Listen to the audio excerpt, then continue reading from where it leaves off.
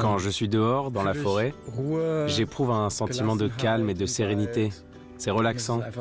C'est une forme de méditation pour moi. C'est en randonnée que j'arrive le mieux à vivre cela. Quand nous marchons, que nous nous mettons en route, notre regard peut s'élargir. Notre regard sur aujourd'hui, sur tout ce que le futur peut apporter, mais aussi sur hier. Et nous pouvons découvrir quelle force est vraiment en nous. Parfois, seulement marcher ne suffit pas. Nous avons envie de courir. Le sport, en tout cas le marathon, c'est un peu une métaphore de la vie. En fait, tu avances, tu tombes, tu te relèves, tu vas plus loin, et c'est exactement ça. Avec les autres, pas à pas, avancer, même si ni l'inconnu ni rien de nouveau n'est en vue. Je crois au mouvement. Et la marche, c'est ça. Elle vous emmène d'un lieu à un autre, et en chemin, on rencontre des gens.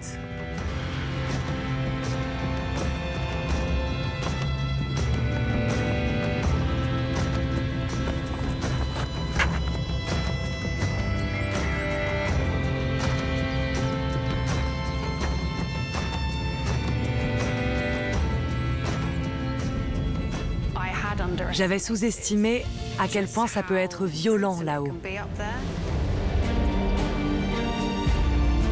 En 1838, Henriette d'Angeville est la première femme à gravir par ses propres moyens le plus haut sommet des Alpes.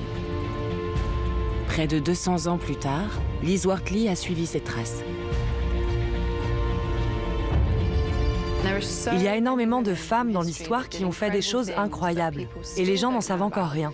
Si on leur demande, ils peuvent nommer quantité de figures historiques masculines d'aventuriers, mais jamais donner un seul nom de femme dans ce domaine, alors que toutes les informations étaient là. Je me suis simplement dit que j'allais continuer à raconter ces histoires.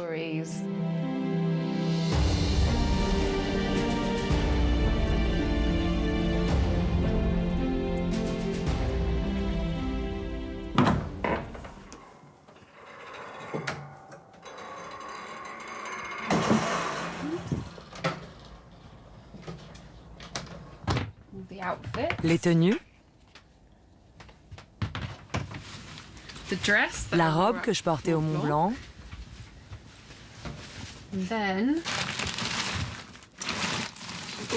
j'avais aussi ces pantalons. On ne les voyait pas sous la robe parce qu'en 1838, les femmes n'étaient pas censées en porter. J'ai donc choisi d'escalader le Mont Blanc parce que dans mes recherches, j'ai trouvé le livre d'Henriette, Le Carnet vert. Et non seulement c'est extraordinairement drôle et décalé par rapport à son époque, mais il y a aussi ce qu'elle portait, la tenue la plus incroyable que j'ai jamais vue. Et c'est intéressant parce qu'aujourd'hui encore, les tenues de sport des femmes sont souvent simplement des tenues d'hommes, mais teintes en rose ou dans une couleur de ce genre.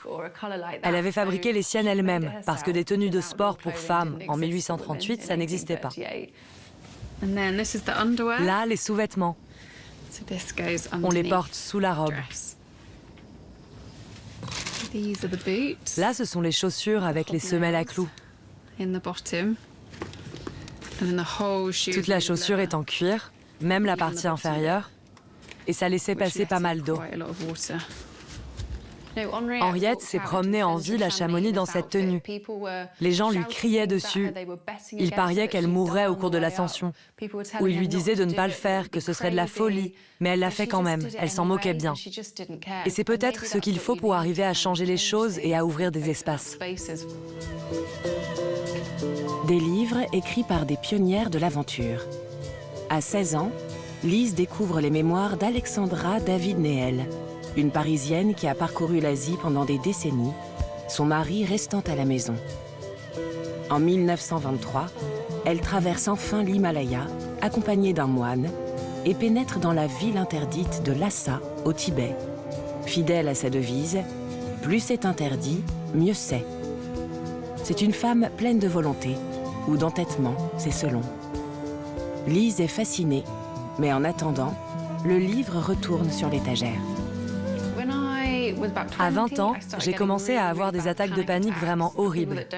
Pour les gens qui ne savent pas à quoi ça ressemble, je le décris généralement comme quand on se fait agresser et menacer d'un couteau. Les pupilles se dilatent, le cœur se met à battre la chamade, on transpire. Je me sentais tout le temps comme ça.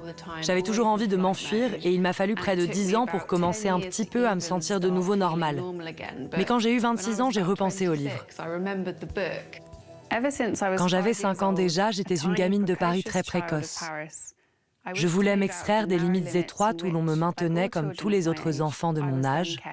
Je mourais d'envie de passer la barrière du jardin, de suivre la route qui le longeait et de partir découvrir l'inconnu. Donc j'ai ressorti le livre, je l'ai lu et j'ai décidé de me donner cela comme but. Quand je me sentirais mieux et que je ressemblerais plus à mon ancien moi courageux, je partirais. Je ferais ce voyage et je suivrais ses traces. Et pas mal de thérapies et de médicaments plus tard, c'est-à-dire que ça a pris 8 ou 9 ans, j'ai finalement réussi à entreprendre ce voyage, dont j'avais rêvé des années plus tôt. En 2017, elle se lance dans l'aventure avec une équipe entièrement féminine. J'avais terriblement peur, j'étais très anxieuse. Mais quand on se met dans ces situations encore et encore, ça modifie le fonctionnement de votre cerveau. Le monde semble un peu moins dangereux, un peu plus sûr, et on se rend compte de ce dont on est capable.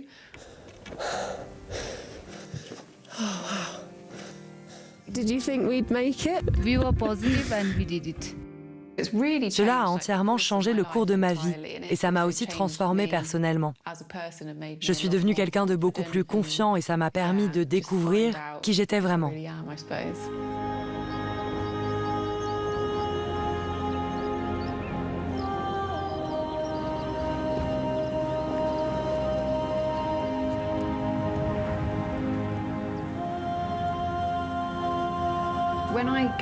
Quand je vais en montagne et que je suis dans la nature, je n'ai même pas besoin que ce soit la montagne en fait, ça peut être juste dans le parc d'à côté. Mais quelque chose se passe. Je peux maintenant l'appréhender de façon un peu plus scientifique, mais je me sens extraordinairement calme. Même si aujourd'hui je souffre encore de cette anxiété, que je suis encore nerveuse et que j'ai encore des tremblements. C'est sûrement quelque chose dont je souffrirai toujours, mais j'ai trouvé le moyen de le rendre plus supportable.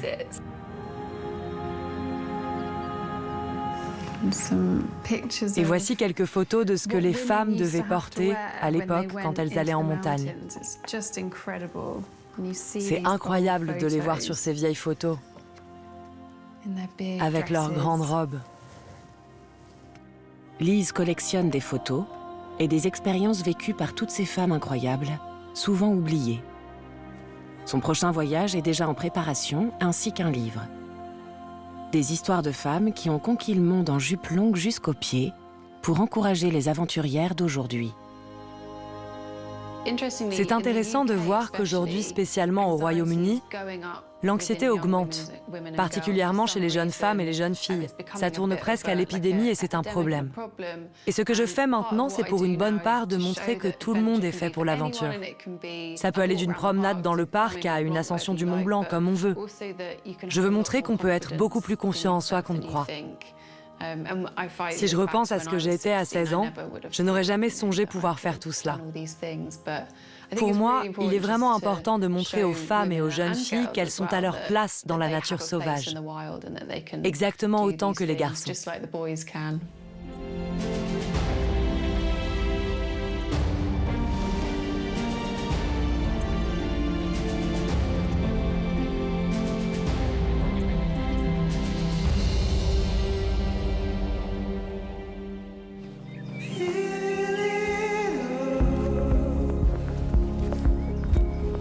Tôt le matin, à 4h30, près de Timon Road, dans le Harz. Avant même le lever du soleil, Max Fischer entame sa randonnée vers le mur du diable. Ah, c'est beau. Magnifique. Max a déjà parcouru à pied presque tout le Harz, toujours accompagné de son appareil photo. Ce qui me passionne depuis toujours, c'est de chercher, par exemple, à capter les endroits que je connais sous un éclairage particulier. Ce matin, il y avait un magnifique lever de soleil, une belle lumière matinale avec un peu de brume au sol. Les couchers de soleil peuvent aussi être beaux. Mais le soleil qui se lève, ça reste le nec plus ultra.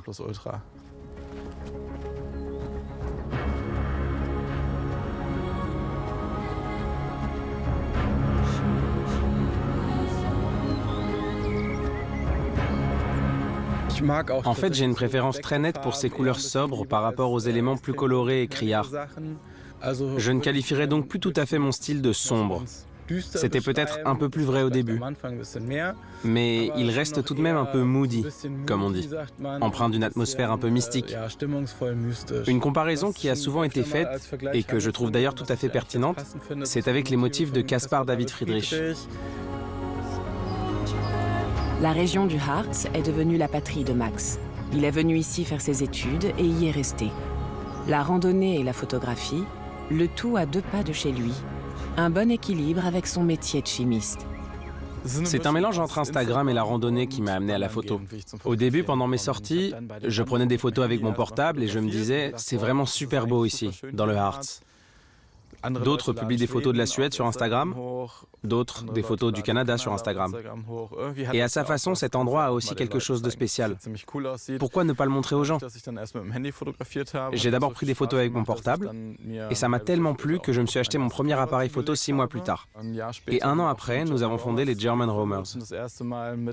Pour la première fois, nous sommes partis en compagnie d'autres photographes Instagram dans le Harz, puis dans l'Eifel. En 2015, Max entre en contact avec 11 autres photographes venus de toute l'Allemagne. Dans un premier temps, uniquement par voie numérique. Mais ces inconnus deviennent rapidement des amis. Ils se retrouvent régulièrement pour partir ensemble à la recherche de sujets. Les German Roamers partagent leurs photos et leurs récits de randonnée sur les réseaux sociaux, suscitant l'enthousiasme de centaines de milliers de personnes. On a eu l'idée de raconter cette histoire. Vivre tout ça ensemble, faire preuve de créativité en tant que communauté, c'est vraiment génial. On s'est dit, on va tenter le coup et créer ce collectif. 12 garçons et une vision commune, découvrir la beauté de leur pays natal en randonnant et immortaliser l'Allemagne, qui du nord au sud est fascinante et diverse. Et l'idée a rencontré un énorme succès sur Instagram. Sous notre hashtag WeRoamGermany, par exemple, plein de gens qui avaient envie de tenter l'aventure se sont joints à nous.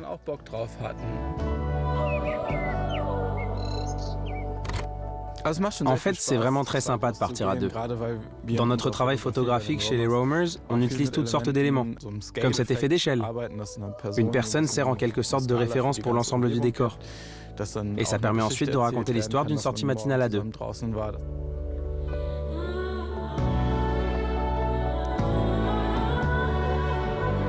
Il m'arrive parfois de passer mes matinées seul à l'extérieur pour respirer un grand coup. Mais j'avoue que c'est quand même encore plus agréable de le faire à plusieurs.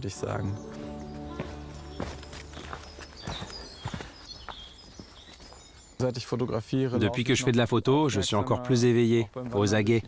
Même en marchant, j'observe les choses plus précisément.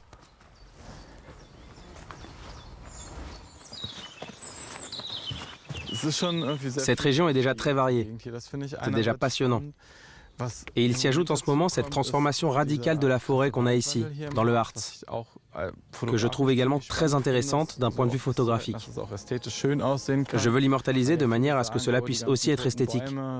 Beaucoup disent « Oh, tous ces arbres morts, ça fait un peu peur ». Mais je me suis lancé le défi d'immortaliser, de documenter cette transformation de la forêt avec de belles photos.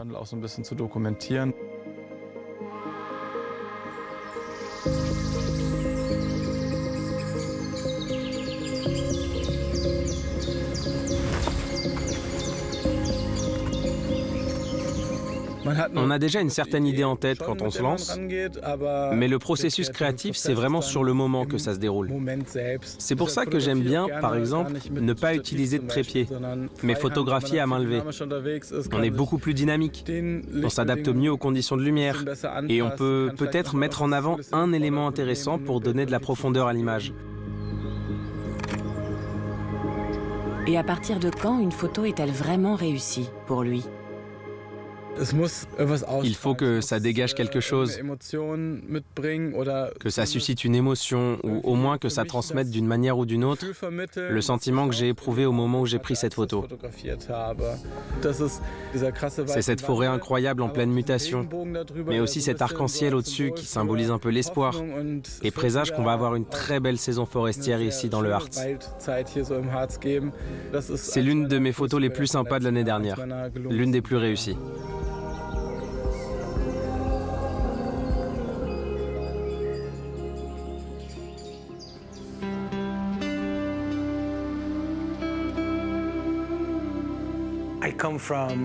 Je suis issu d'une longue lignée de réfugiés. J'ai grandi à Jérusalem-Est, sur la route des pèlerins menant au Jourdain, et je me souviens toujours des bergers qui remontaient du désert de la mer Morte. C'est l'une des premières images qui m'ont marqué quand j'étais petit. Ils marchaient avec leurs troupeaux pendant des kilomètres. Ils ne marchent plus aujourd'hui. Tout est devenu zone militaire. Parcourir de longues distances à pied est un défi lancé aux frontières, à l'autorité de l'État, au fait que nous sommes constamment coupés les uns des autres. Et je pense que c'est la base de ma réflexion sur le projet.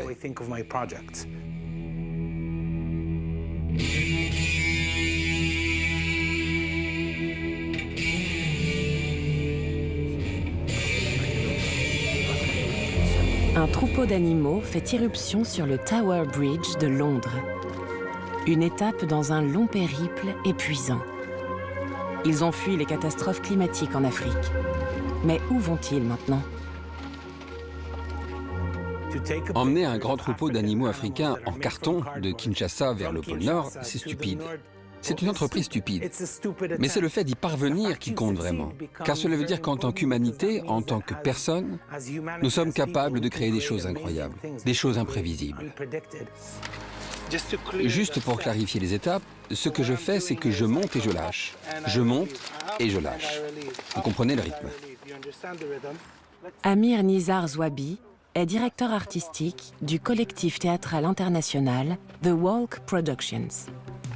Avant chaque performance, son équipe doit réapprendre un peu à marcher.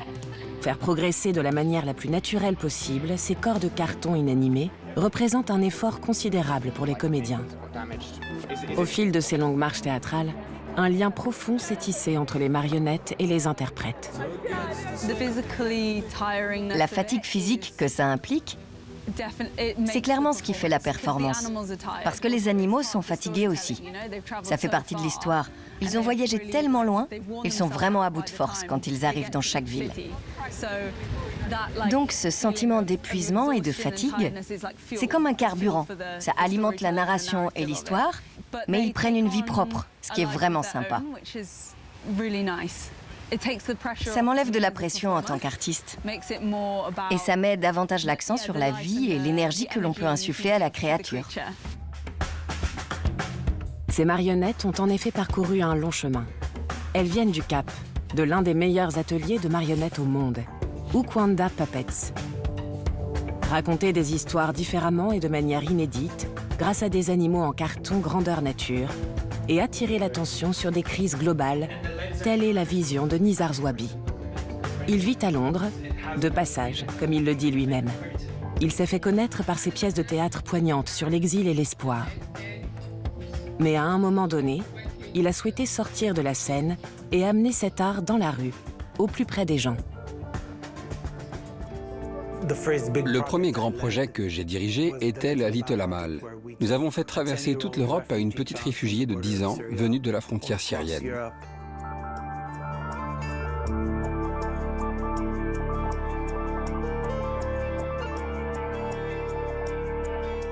Il y a déjà le fait qu'elle est immense. Ça signifie que l'on se trouve face à une personne vulnérable, mais aussi que c'est nous-mêmes qui sommes petits dans cette rencontre. Ce renversement de perspective faisait que les gens qui marchaient à ses côtés devaient lever les yeux, et on crée ainsi une nouvelle divinité. Pour le nouveau projet de The Walk Productions, les artistes se mettent à genoux. Cette fois-ci, ils doivent se déplacer en rampant, uniquement. C'est ma réaction à ce qui arrive à mon peuple, là-bas, en Palestine. Nous sommes en proie à une crise, à des guerres permanentes. Je pense que ramper est la seule chose que nous avons à faire. Lorsque nous serons devant un public, j'espère que les gens se joindront à nous. Pour moi, en tant qu'humanité, en tant qu'être humain, c'est l'un des moments les plus importants de notre vie, non? Quand nous sommes tout petits, nous rampons, puis à un certain moment, nous marchons. Et c'est le premier moment d'indépendance, le premier moment de véritable mobilité. Il y a quelque chose dans ce rythme qui semble profondément humain. On est en mode curiosité, ce qui signifie que là, on peut s'imprégner des choses.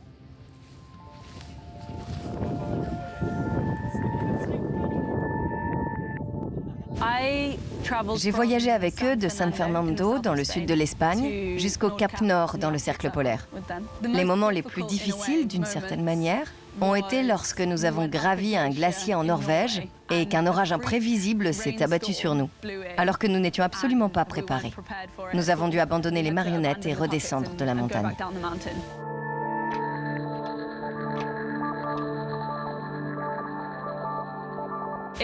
Là, on s'est dit, nous les avons emmenés aussi loin qu'ils pouvaient aller, ces animaux. Nous les avons emmenés, pour ainsi dire, au bout du monde. Et maintenant, nous devons le laisser là-bas. C'est exactement ce que j'ai toujours voulu faire de ma vie. C'est l'environnement, c'est le voyage, c'est une communauté mondiale. C'est l'art de la marionnette, c'est le mouvement. C'est comme si toutes ces choses ne faisaient qu'une. Éviter la catastrophe climatique semble presque hors de portée. The Walk Productions veut tout de même nous inviter à une démarche ludique et inattendue. Lorsque les animaux en carton croisent anarchiquement nos chemins habituels, une véritable rencontre peut naître.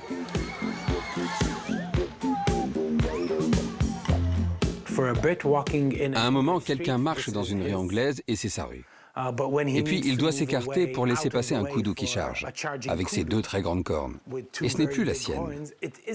Et quand quelqu'un se met à crier « wow, wow », on peut entamer une nouvelle conversation.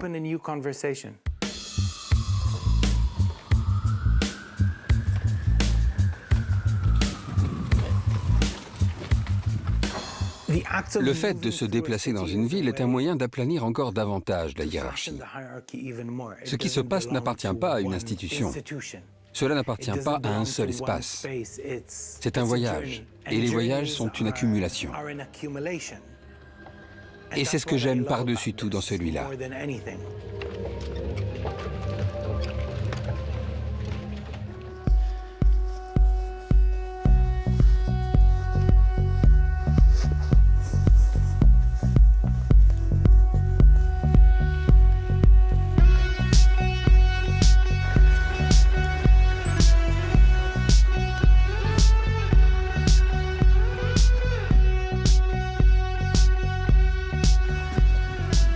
La course à pied donne des émotions, tu pars, donc tu as l'euphorie.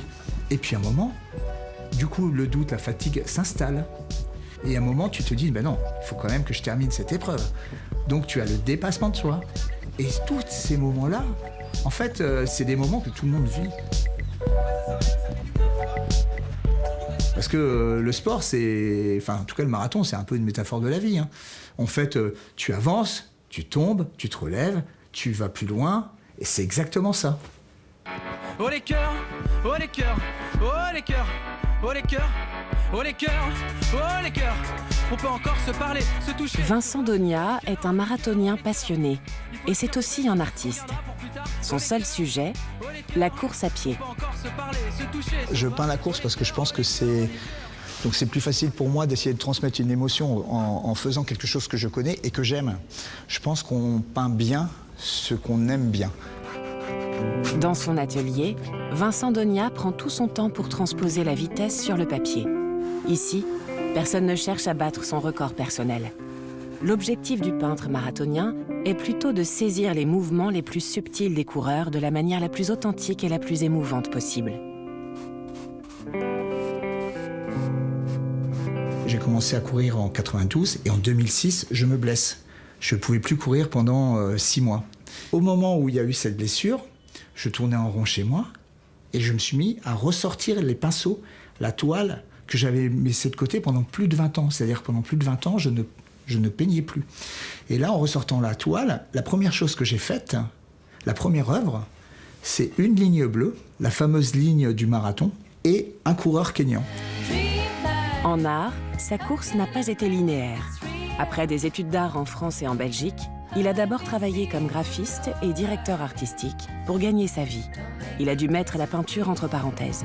Alors ce tableau-là, c'est un de mes tableaux préférés parce que pour moi, il représente exactement l'ensemble de mon travail et ce que je veux montrer aux gens. Les coureurs n'ont pas de vêtements. Pourquoi? Parce qu'en fait, le vêtement, il donne une temporalité. En enlevant le vêtement, le regardant, il va directement sur l'émotion. Et moi, ce qui m'intéresse, c'est montrer les émotions, les postures, pas l'accessoire. C'est pas simplement la course à pied, ce que je représente. Le sport, c'est une entrée. Mais en fait, là, la vie, c'est des joies, des peines, des efforts, le fait d'avoir réussi, d'avoir fait la ligne bleue, d'avoir réussi à faire sa course. Avec ses tableaux, il est vraiment dans la course. La prochaine exposition va s'ouvrir à Bercy, au ministère de l'économie. Il vérifie une dernière fois que tout est bien en place. Ces tableaux de marathon ont beaucoup de succès. Ils sont exposés dans toute l'Europe lors d'événements liés à la course à pied et dans diverses institutions. Sur quoi repose leur charme? Je capte un instant et le mouvement que tu vois, c'est le mouvement que tu interprètes dans ta tête. C'est la composition qui fait que c'est du mouvement. Parce que là, le fait qu'il soit légèrement avancé, tu as l'impression qu'il penche vers l'avant comme ça. Et quand il court lui-même, il est toujours extrêmement concentré, ancré dans l'instant présent. Pas à pas, il aiguise ses sens, pour lui-même et pour les autres. Quand je cours, j'observe la foulée de la personne qui est devant moi. J'observe le mouvement de la queue de cheval, de la jeune fille qui sert de paisseur. Et ça fait vraiment métronome. Et c'est tout ça qui m'inspire. Et puis, il y a autant de coureurs que de façons de courir. Donc c'est ça qui est l'anatomie, le corps en mouvement du coureur devient un langage. Et c'est ça que j'essaie de retranscrire dans mes toiles, en fait. C'est ce langage-là. Chacun court à sa manière. Et pourtant, dans un marathon, tout le monde éprouve les mêmes sentiments. Une fatigue extrême et, une fois la ligne d'arrivée franchie, une euphorie sans limite. Vincent Donia a couru plus de 40 marathons, mais le premier restera à jamais gravé dans sa mémoire. Quand j'ai fait mon premier marathon, alors on dit toujours, mais c'est une réalité pour ceux qui courent les marathons, on se rappelle toujours de la naissance de son premier enfant et de son premier marathon. C'est vraiment des choses qui marquent très très fortement.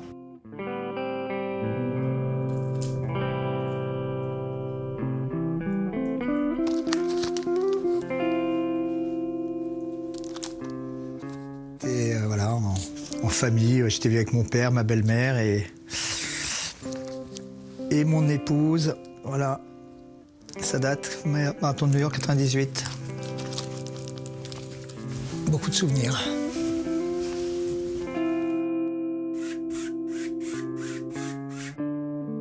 Le temps file. Les marathoniens le savent mieux que personne. Un clic sur leur montre et c'est fini. Le temps s'arrête.